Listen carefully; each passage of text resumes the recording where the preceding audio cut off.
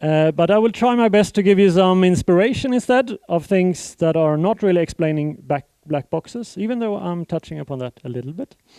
And this is a presentation that I gave in Stockholm in March at the Data Innovation Summit, which is an event for a lot of people like you guys, but not that many data scientists. So a lot of people with business perspective, BI, data warehousing, etc.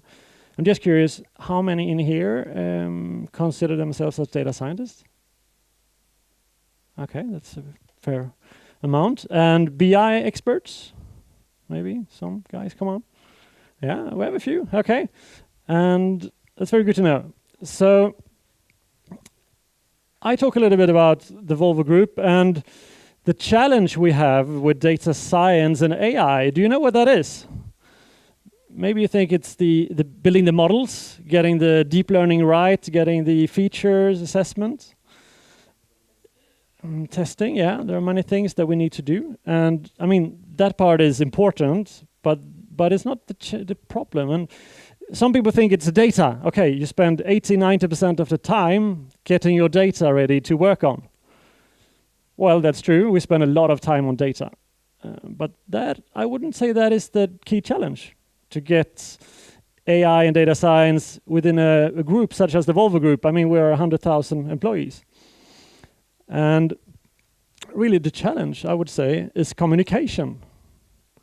And just imagine if I walk up to a gearbox engineer up at Lundby and I tell them, okay, this issue that you're working on right now, I actually looked at our statistics from the connected vehicle fleet of 300,000 vehicles, and now I came up with this conclusion that I can explain it with the F1 score of 0.67, that this is the root cause.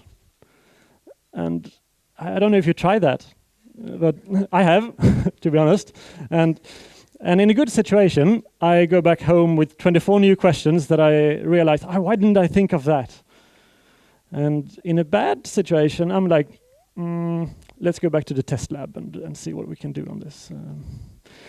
So that is the thing, the challenge. And really, the ancient Greek, and Evangelia, you were talking before me, from Greece, so I'm taking your subject of it now.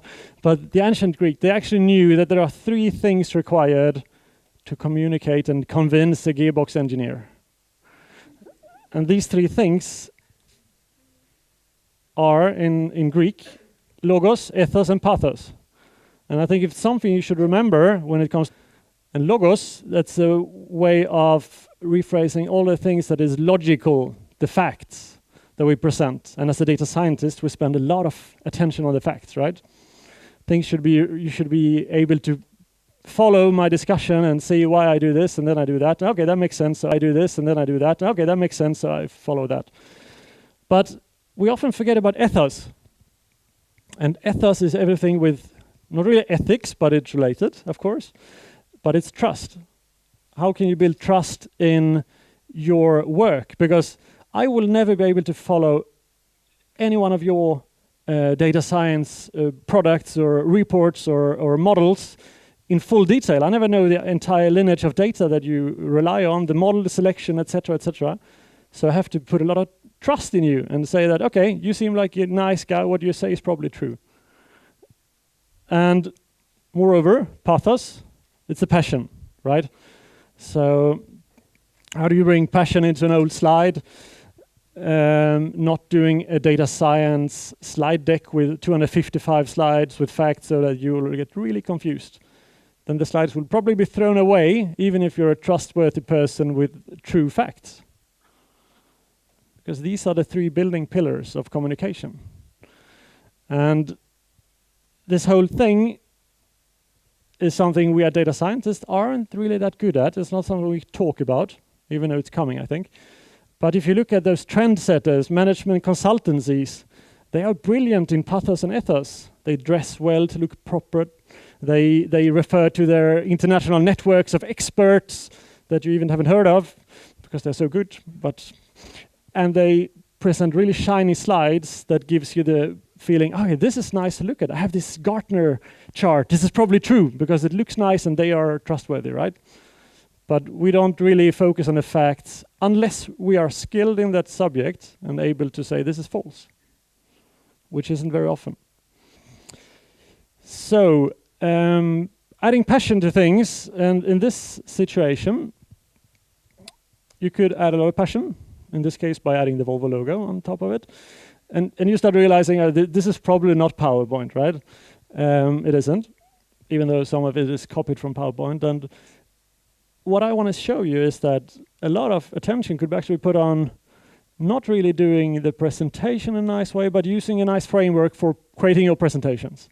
And that's why I built this entire presentation in processing. So processing.org is the keyword.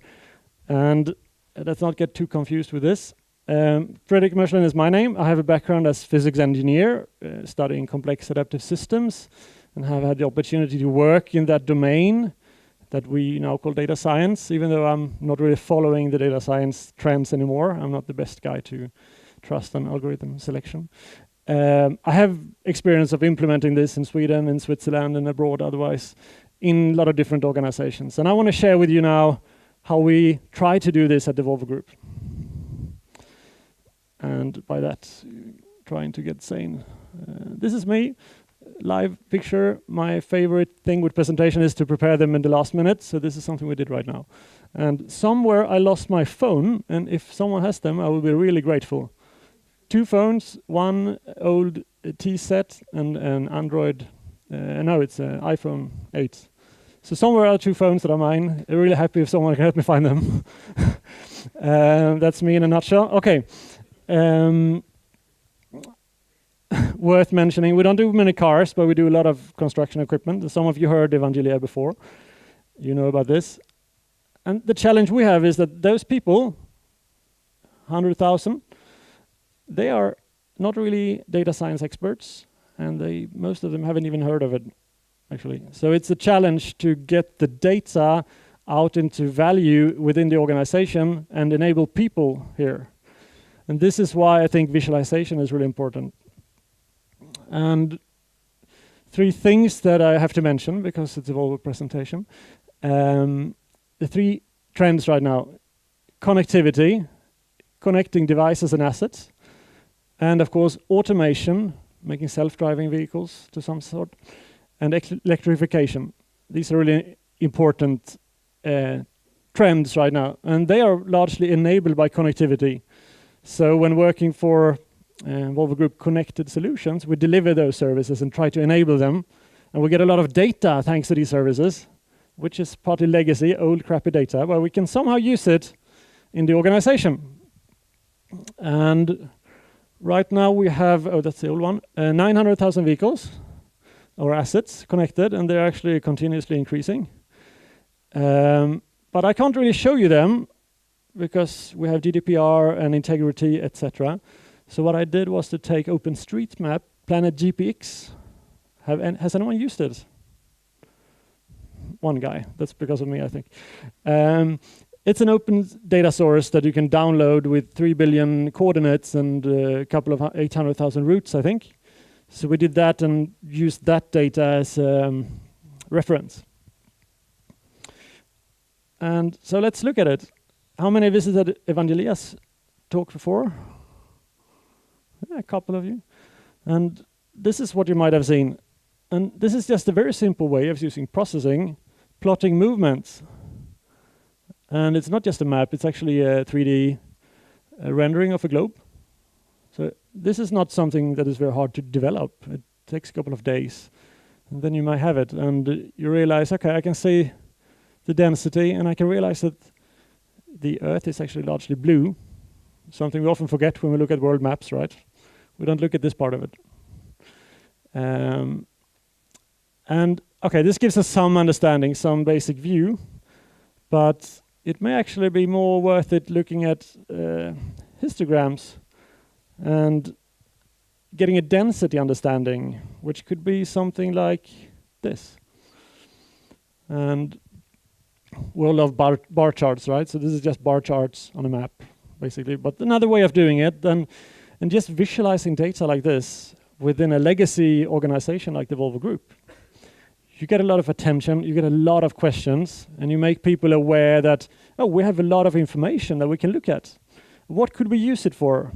What challenges could we assess? And looking around, you see, okay, we have some West Coast data as well on the States, and we could even turn off the map and start looking at it like this, and we'll see the globe in a different perspective. Okay, this is nice, right? But it's not really data science. We don't get very much value out of this. It's hard to put this into production, even though you could. So let's take a real world case. Let's assume that we have a problem. And now some of these vehicles are actually having a trouble and some are not. Now I'm getting really dizzy by looking at this way. Sorry about that. We could zoom in a bit and see Europe. Okay, we have some red ones, some blue ones. Maybe it's related to one of the countries. No, it is actually not. Okay, what is the cause? Hard to say, right? Do you see any patterns? In fact, it's a little bit like looking at this. What is this? This is random walk. And anyone, what is the chance that after 1 minute you will see a pattern? Or rather, what is the chance that you will not see a pattern after 1 minute? Exactly. And that is the truth. The more or less the truth is that patterns will appear after some time, because it's highly unlikely that it will not. Okay, what does this give us? This is just basically looking at some parameters that they don't make sense, right? So we need to move into statistics to get an understanding of what are we doing, why are we selecting latitude and longitude by plotting. Sometimes our human neural nets are great. Sometimes they get the wrong input. So this gets blurry after some time, I think, and we have to move into statistics. And then we look at the different features that we have. Of course, we can create millions of features and try to see, okay, are there any patterns here that we can look at? Let's compare the weather data with the seasonality and the distance and average speed and do some hypothesis-driven analysis on this. We could do that. Or we can take some other features. Or we could actually create some features, automated features, or using domain knowledge to build a larger feature space and start doing more complex iterations. And we could automate this to some sense using machine learning. And this is a simplified way of explaining to a gearbox engineer what we are actually doing. Trying to give a picture of what machine learning is all about, even though you might realize this is not the exact truth. But in a way, this is what is going on behind the scenes. For instance, if you use regressor trees or similar classifiers. And what we then come up with could be feature importances. Some of these features contain a lot of information. Why do they do that? We don't know. But the next step now is to go back to our DC map and say, okay, let's look, instead of looking at these stupid things, we could go into looking at these two highly important features and try to say, what is behind this black box? And of course, this is a very simplified way of explaining it.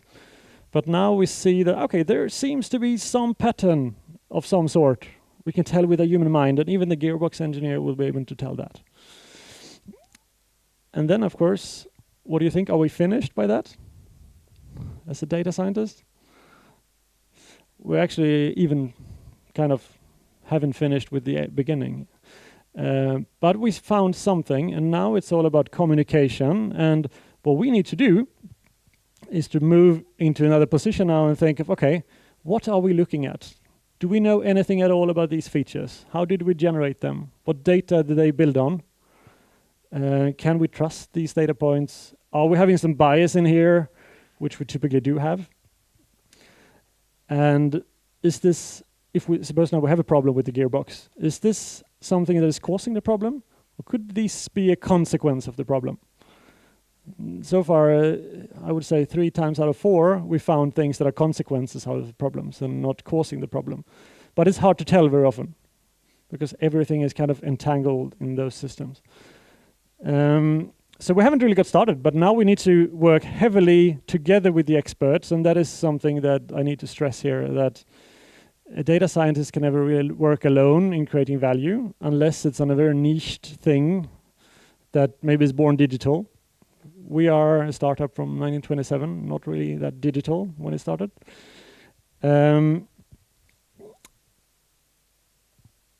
So with that, I actually wanted to move on to a kind of a summary of those things that I think are important when we work as data scientists, especially in larger organizations and working with a lot of people and experts, is to build your ethos and your trust. That is really important because everything you do builds on that. And when you do some presentation at some time and you deliver results that are completely false, your ethos is dropping. So you need to think of that as a continuous measure. How is it moving? And try on your recipient shoes. It's all about thinking into the situation. Who am I working with today? And what is your problem? What are you doing on your daily work? And how can I get that into my head to understand what do you really need? And very often it can be something as simple as putting a dashboard into someone's hands and saying, now you will be able to follow this up on your own so that we don't need to do it and you can integrate that in your way of working. And helping people, that is what it's all about. Because sooner or later everyone will have the data science skills needed or the tools needed. Things like automated machine learning are coming. It was a large topic in the Data Innovation Summit, for instance. But also put that extra touch on it. And I recommend you to get grab of your framework of choice that you can use to visualize things and build things. Could be JavaScript, could be Java, could be Python, I don't care. But find something that you like and have a lot of fun with it to build your own presentation. It could even be PowerPoint, but I'm not saying that loud. Because that's the passion, right? That's what I really would like to stress. So that was my talk about using processing, using communication, visualization. And it wouldn't have been possible without these two things. OpenStreetMap, a great resource. I love all the people contribute. Anyone contributing here to OpenStreetMap? Excellent. One more hero. And processing. Anyone contributing to processing? Some ideas, what you could use. And these are not the only ones. They're nice, open source, open domain. But it's all about the communication part. Thank you very much. Fantastic, great. So, are there any questions to Fredrik from the audience?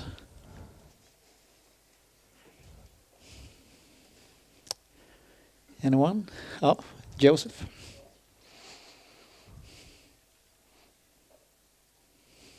I'm a little bit thinking, like Ivana said this morning, that aren't this the case with like airplanes? You step on the airplane and you don't really want to know how the airplanes work. You only want to know that it takes you from A to B. Aren't you, I mean, thinking a little bit wrong here, in that you need to explain every result of every model to everyone? Does that really make sense? That's a good question. So why do you step on an airplane? Because you trust the people who delivers the service, right? So it's a lot about ethos that we talked about. We can even step back here, I think. It's a lot about ethos. So everything you do is down here when it comes to aviation, right? It needs to be secure. And when it comes to data science, I don't need to explain every detail, but I somehow need to build my trust, right? And by doing it this way, that I showed you now, it's not the truth. That's not what I did. So I'm not explaining every bit in detail, but I think it's important somehow to give an idea of what is going on to some extent. I mean, that's the way they do it in aviation. They give you an understanding. We actually checked 150 things every time and we replace every unit. So you get an understanding, oh, this seems reasonable, but you actually have no idea if that airplane is safe. And that was the case with these Dreamliners, right? They thought they were safe. They weren't. Too bad. Trust is a very dangerous thing, right? Because you can establish trust by doing something and actually get credit for something else. Yeah, exactly. But I'm not saying that we shouldn't focus on logos. We should, of course, focus a lot on providing correct truth to some extent. But we can gain value by thinking of the other ones as well. So you're building on the logos. Yeah. You have the result, but you need to communicate and get them into action, I guess. I'm also interested a little bit, like, because on Volvo, for example, you have a lot of layers of management. So at what layer do you actually need to establish that trust? That's a very good question. I think I've been involved right now in a case similar to the one I demonstrated now with the gearbox. Wasn't the gearbox. Some of you know it. What I realized, because I worked as a management consultant before in Switzerland, working with the board more or less on different things when it comes to data science and big data. And I found myself a little bit too far away from the reality, so I wanted to be down now. And what I realized is that if you do the things right and you have these three in it, the layers of management, they don't matter anymore because it goes straight through. So thanks to the work we did with a lot of really good colleagues in this room, we got the highest attention from top management on the work we did. And I think it's because we put a lot of attention on it, we spent a lot of time and a lot of effort. But it is, of course, a problem, and you're not that lucky every time. Cool, thank you. Good, any more questions? Okay, thank you very much, Fredrik. Thank you.